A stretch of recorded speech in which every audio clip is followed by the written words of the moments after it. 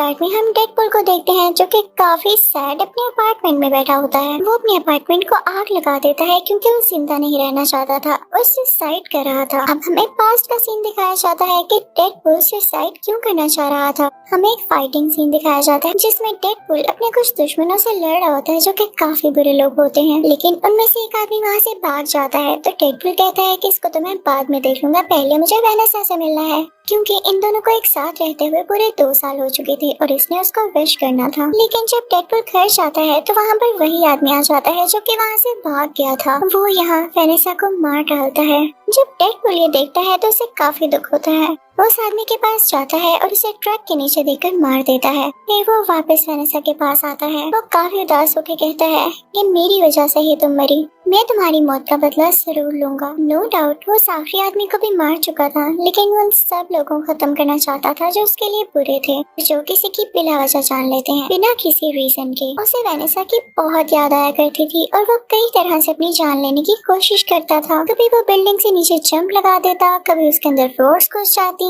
कभी वो खुद को आग लगा देता, लेकिन उसे कुछ न होता क्योंकि वो इमॉर्टल था और इस चीज से वो खुद भी तंग आ चुका था। अब हम प्रेजेंट में आते हैं जब वो अपने अपार्टमेंट को आग लगा के दोबारा से सुसाइड करने की कोशिश करता है। यहाँ पूरे अपार्टमेंट में आग लग जाने की वजह से बहुत बड़ा एक्सप्लोजन होता है और उसे वेनेसा का विजन आता है कि ये तुम गलत कर रहे हो, तुम्हारा काम ये नहीं है। लेकिन इसी के साथ ही डेडपूल की बॉडी के टुकड़े हो जाते हैं। तभी कुछ टाइम बाद वहाँ पर स्टील मैन आता है और उसके बॉडी पार्ट्स देख के उसे एक सैक में डालकर अपने साथ ले जाता है और फिर उसे जोड़ देता है। जब डेडपूल की बॉडी हील हो जाती है तो वो बिल्कुल ठीक हो जाता है और अब वो उदास एक काउच पर लेटा होता है कि तभी उसके पास स्टील मैन आता है और कहता है कि तुम क्या कर रहे हो, तुम तो इतने पावरफुल हो और बनो भी। आज के बाद यही तुम्हारी फैमिली है और तुम हमारे साथ यहीं पर रहोगे। उस घर में 2 लड़कियां और होती हैं, एक वही टीनेजर जिसके छोटे बाल थे और एक पिंक बालों वाली लड़की। अब सीन यहाँ से दूसरी तरफ शिफ्ट होता है जहाँ पर हम एक ह्यूज आदमी को देखते हैं जिसकी एक आंख में लेजर जैसा कुछ था और उसके हाथ में घड़ी थी। जब वो उस घड़ी को मूव करता है तो वो कहीं जगह पर आ जाता है।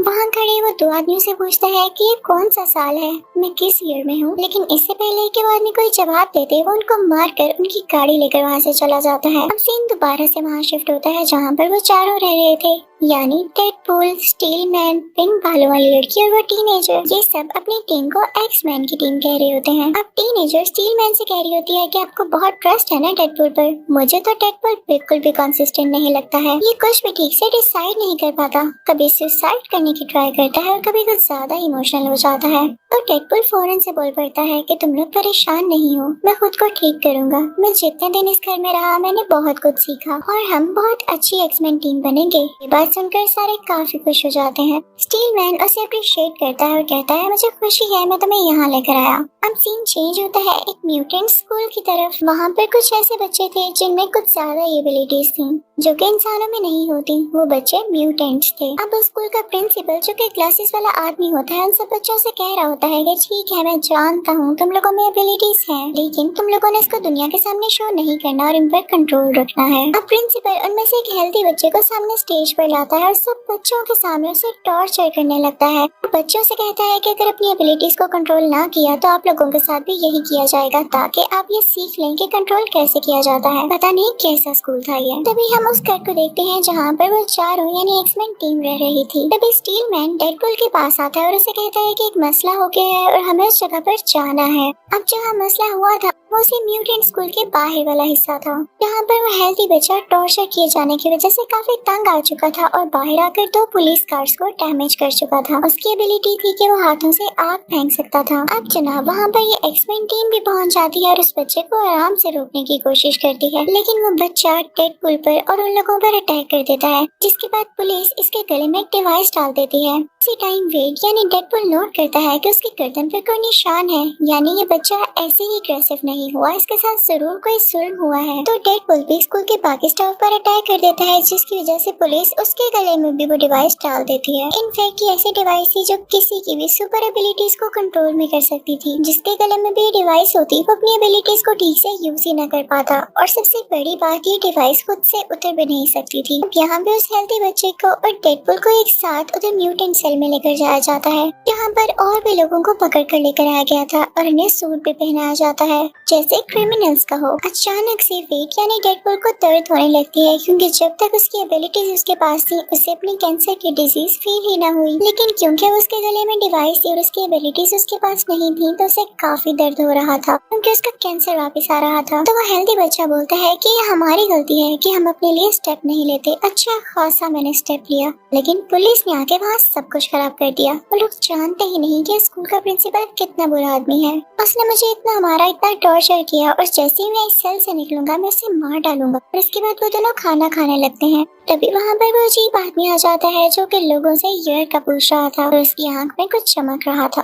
वो उस हेल्दी बच्चे की तरफ पॉइंट आउट करता है कि मुझे ये बच्चा चाहिए। वेट यानी डेडपुल कहता है कि मैं तुम्हें इस बच्चे को हाथ पे नहीं लगाने दूंगा, और इसी के साथ उन दोनों में लड़ाई शुरू हो जाती है। लड़ते लड़ते डेडपुल ग्रिल से नीचे गिर जाता है और शुक्र है कि उसके गले से वो डिवाइस हट जाती है और उसमें उसकी एबिलिटीज दोबारा आने लगती है। उन दोनों में दोबारा से फाइट होने लगती है। वेड उस आदमी से पूछता है कि तुम्हें मसला क्या है, तुम्हें वो बच्चा क्यों चाहिए। तो वो आदमी अपना नाम केबल बताता है और कहता है कि पहले तुम बताओ, तुम उस बच्चे को जानते भी नहीं और फिर भी उसे बचा रहे हो। तो वेड कहता है क्योंकि उस बच्चे को ये लगता है कि मैं उसे बचाऊंगा और मुझे उसकी होप नहीं तोड़नी। तभी वेड को दिखता है कि केबल की पॉकेट में एक बॉम्ब है, तो उस बॉम्ब को उस बिल्डिंग में एक्सप्लोड कर देता है और वेड और केबल दोनों ही बाहर आकर गिरते हैं। वेड बाहर बेहोश हो चुका था। तभी उसे ख्वाब में वेनिस आती है, जो उसे करेज देती है और कहती है कि यही चीजें तुम्हें पावरफुल बनाती हैं। और तब वेड को होश आ जाता है। वहाँ से वेड सीधा उसी बार में जाता है और अपने दोस्त से कहता है कि मैं एक बच्चे को बचाना चाहता हूँ। तो उसका बाहर वाला दोस्त कहता है कि ठीक है, हम एक टीम बनाकर उसको बचा सकते हैं। वहाँ पर वही टैक्सी ड्राइवर भी होता है। अब हम दोबारा से उसी हेल्दी बच्चे को देखते हैं जो कि अभी तक म्यूटेंट सेल में ही होता है, और वहाँ पर उसकी दोस्ती एक काफी खतरनाक और काफी बड़े म्यूटेंट से हो जाती है। दूसरी तरफ वेड उस बच्चे को बचाने के लिए 6 लोगों की टीम बनाता है, जिसमें 5 लड़की और एक लड़की होती है। उन सबकी अलग अलग एबिलिटीज होती हैं। लड़की की ये होती है कि वो किसी को भी अपनी बातों में फंसा सकती थी। एक आदमी ऐसा था जो कि इलेक्ट्रिसिटी को कंट्रोल कर सकता था। एक आदमी ऐसा था जिसके मुंह से एसिड निकलता था। एक ऐसा था जो कि गायब हो जाता था,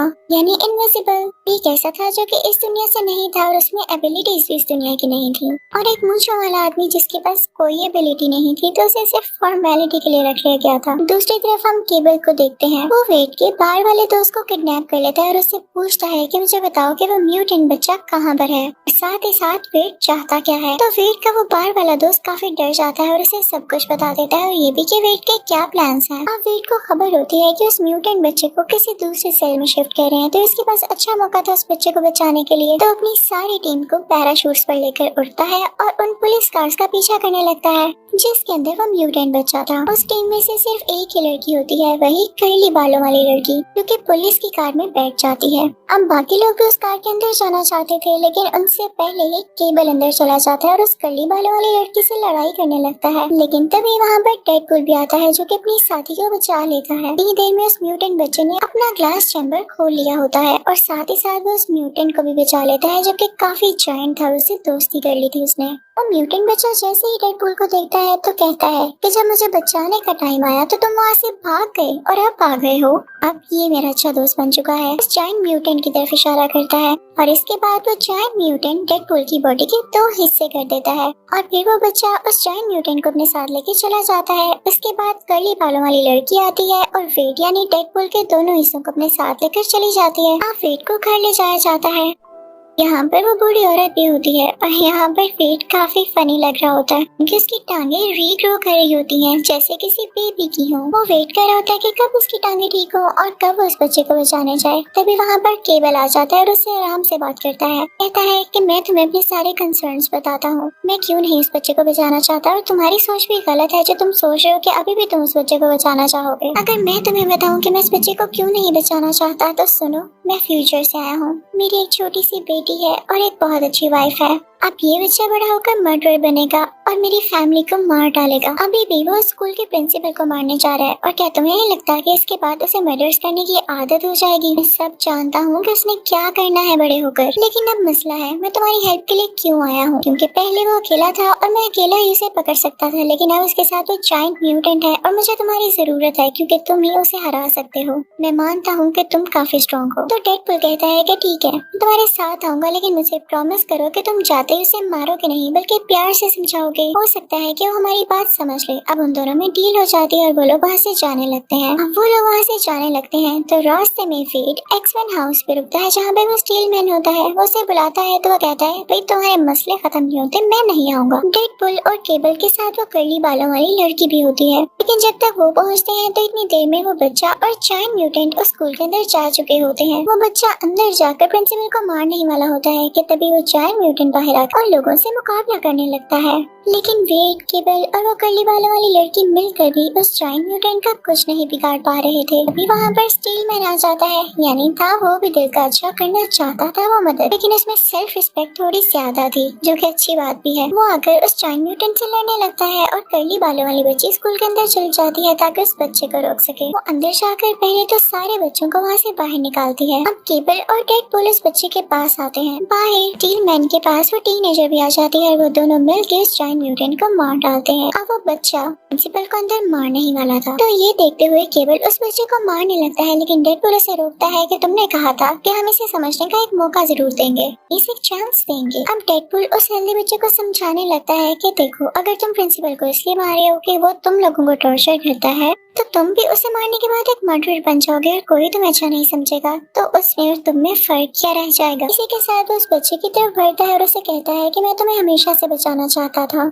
इसीलिए तो यहाँ पर आया हूँ। लेकिन उस बच्चे को डेडपूल की बातों पर यकीन नहीं आता। अपने हाथों से आग निकालता है और उसे जोर से पुश करता है जिससे वो दूर जाकर गिरता है। अब डेडपूल जब गिरता है तो उसे काफी दुख होता है। वो अपने गले में वही डिवाइस पहन लेता है। हेल्दी बच्चे से कहता है कि ठीक है अगर तुम्हें शक है कि मैं तुम्हें कोई नुकसान पहुँचाऊंगा तो ठीक है, मैंने डिवाइस पहन ली, मेरी सारी एबिलिटीज खत्म हो गई, अब मैं मर सकता हूँ तो तुम मुझे मार लो। लेकिन केबल इसी के साथ ही उस बच्चे को शूट करने लगता है, वो गोली चला देता है, लेकिन तभी बीच में डेडपूल आ जाता है, गोली उसको लग जाती है। यहाँ पर हेल्दी बच्चा फौरन से वेट के पास भाग कर आता है और उसे सॉरी कहता है, लेकिन अब काफी देर हो चुकी थी।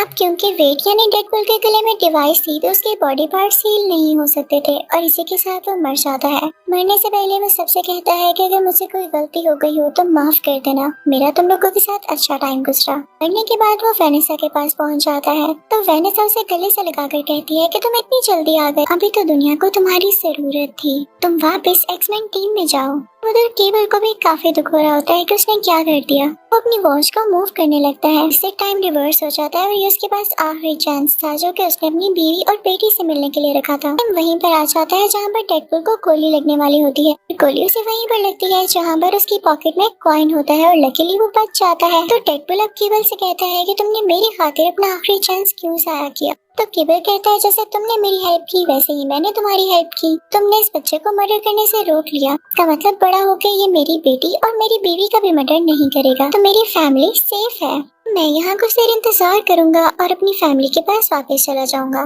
वो सारे लोग वहाँ से जाने लगते हैं। तभी पीछे से स्कूल का प्रिंसिपल आता है और उन्हें बुरा भला कहने लगता है, उनको ब्लैकमेल करता है कि मैं तुम्हें मार दूंगा। तभी टैक्सी ड्राइवर वहाँ पे आता है और कहता है कि तुम मारोगे हमें। इसी के साथ वो अपनी टैक्सी उसके ऊपर चला देता है, कहता है कि ये लो मैंने तुम्हें मार दिया। अब मूवी की लास्ट सीन में हम देखते हैं कि केबल की वॉच को टीनेजर और वो पिंक बालों वाली लड़की ठीक कर देते हैं और फिर बाद में उसको वेट भी यूज करता है वेनेसा से मिलने के लिए। इसी के साथ ये मूवी यहीं एंड हो जाती है। Thank you for watching.